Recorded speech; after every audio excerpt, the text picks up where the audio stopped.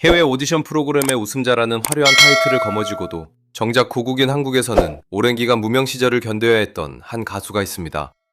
바로 올해 7월 36번째 생일을 맞이한 장한별의 이야기입니다. 최근 그는 신인 발굴의 등용문이라 불리는 네티즌 어워즈의 네오스타상 부문에서 투표 시작 불과 몇 시간 만에 압도적인 화력으로 2위에 이름을 올렸습니다. 동시에 대한민국 배중음악의 정통성을 상징하는 무대인 KBS 열린음악회 녹화 현장에 당당히 입성했습니다. 10년이 넘는 세월 동안 대중의 시선 밖에 머물렀던 36의 중고 신인이 이토록 짧은 시간 안에 한국 엔터테인먼트 시장의 중심부로 진입할 수 있었던 비결은 무엇일까요? 단순히 한 방송 프로그램이 만들어낸 일시적인 화제성이나 대중의 동정표 때문이라고 결론 짓기에는 그 배후에 작동하고 있는 K-팝 산업의 구조적 변화와 팬덤 경제학의 메커니즘이 매우 정교합니다. 과거 아이돌 그룹 레드애플의 멤버로 데뷔한 이후 호주 의대 진학까지 포기하며 음악에 매진했지만 국내 미디어 플랫폼의 부재와 인지도 부족으로 외면받던 그가 2026년 현재 브랜드 평판지수의 상위권을 정령하며 트로트와 발라드를 아우르는 새로운 블루오션을 창출해내고 있습니다. 이러한 현상은 단순히 한 개인의 극적인 역전극을 넘어 최근 침체기를 겪고 있는 한국 방송계와 오디션 산업이 어떻게 새로운 돌파구를 찾고 있는지를 보여주는 가장 명확한 지표입니다. 그렇다면 장한별이라는 브랜드가 가진 진짜 가치는 어디에서 기인하는 것이며 왜 지금 시점에서 대중은 그의 목소리에 응답하기 시작했을까요? 장한별이라는 브랜드의 급부상을 이해하기 위해서는 먼저 MBN 오디션 프로그램 무명전설의 구조적 특성과 한국 방송 미디어의 역학관계를 뜯어봐야 합니다. 그는 프로그램 중반 탈락 위기에 직면했으나 심사위원 조항조의 마스터 패스를 통해 극적으로 생존했습니다. 엔터테인먼트 비즈니스 관점에서 이 마스터 패스는 단순한 구제 조치가 아니라 시장에 서사적 결핍을 공급하는 결정적 계기가 되었습니다. 완벽하게 세팅된 상태로 출발하는 기존 아이돌과 달리 실패와 구조라는 서사는 대중에게 강력한 몰입감을 제공합니다. 특히 방송 미디어 환경이 지상파 중심에서 종합 편성 채널과 OTT로 다변화된 현재, 방송사들은 시청률을 견인할 서사적 영웅이 필요했고, 장한별은 그 요구에 완벽히 부합하는 자원이었습니다. 그렇다면 왜 하필 2026년의 대중은 36세의 장한별에게 이토록 열광하는 것일까요? 이는 최근 한국 음원 및 방송 시장을 지배하고 있는 크로스오버 트렌드와 밀접합니다. 장한별은 기존에 보유하고 있던 발라드와 락 기반의 보컬 테크닉을 트로트라는 장르적 문법에 이식했습니다. 이는 기존 성인가요 시장의 단조로운 가창 스타일에 피로감을 느끼던 중장년층 시청자들에게 신선한 충격을 주었습니다.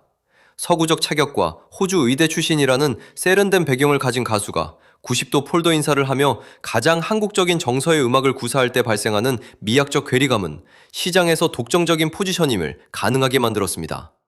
이러한 포지셔닝의 결과는 즉각적인 수치로 증명됩니다. 7월 네티즌 어워즈의 네오스타상 부문에서 투표 시작 불과 몇 시간 만에 전체 2위로 올라선 현상은 기성 아이돌 팬덤의 움직임과 궤를 같이 합니다. 과거 중장년층 중심의 트로트 팬덤은 단순 시청이나 음원 소비에 머물렀지만 장한별의 팬덤 밀키웨이는 서울 중심가의 대형 전광판 광고를 집행하는 등 고도화된 아이돌식 팬덤 액티비즘을 보여주고 있습니다. 이는 자본력을 갖춘 4060 세대가 디지털 플랫폼의 투표 메커니즘을 완전히 학습했음을 의미하며 엔터테인먼트 업계가 이들의 구매력을 재평가해야 하는 결정적 이유가 됩니다. 하지만 시장의 의구심은 여전했습니다. 오디션 스타들이 흔히 겪는 안방 호랑이 한계를 장한별 역시 극복할 수 있을 것인가에 대한 의문이었습니다. 그 답은 지난 7월 2일 여의도 KBS 홀에서 열린 KBS 열린음악회 공식 초청으로 증명되었습니다. 열린음악회는 단순한 음악방송이 아닌 국가적 상징성을 가진 정통 무대입니다. 비주류 케이블 채널의 오디션 출신 가수가 공영방송의 핵심 라이브 무대에 입성했다는 것은 제도권 미디어가 그를 정식 프로페셔널 아티스트로 공인했음을 뜻합니다. 전 소속사 시절 겪었던 국내 미디어 채널 상실이라는 트라우마를 완벽하게 씻어내는 동시에 그의 브랜드 가치를 지상파 영역까지 확장하는 교두보가 마련된 셈입니다. 여기에 미디어 상업주의의 영리한 계산이 더해집니다.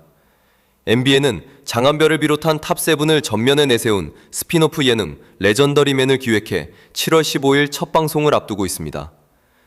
오디션 프로그램이 종영하면 출연진의 화제성은 급격히 소멸해가기 마련입니다.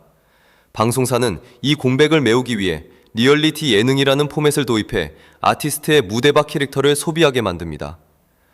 시청자는 무대 위의 완벽한 보컬리스트 장한별과 예능에서의 인간적인 장안배 사이에 갭 투자 효과를 경험하게 되며 이는 팬덤의 충성도를 공고히 다지는 락인 효과를 발생시킵니다.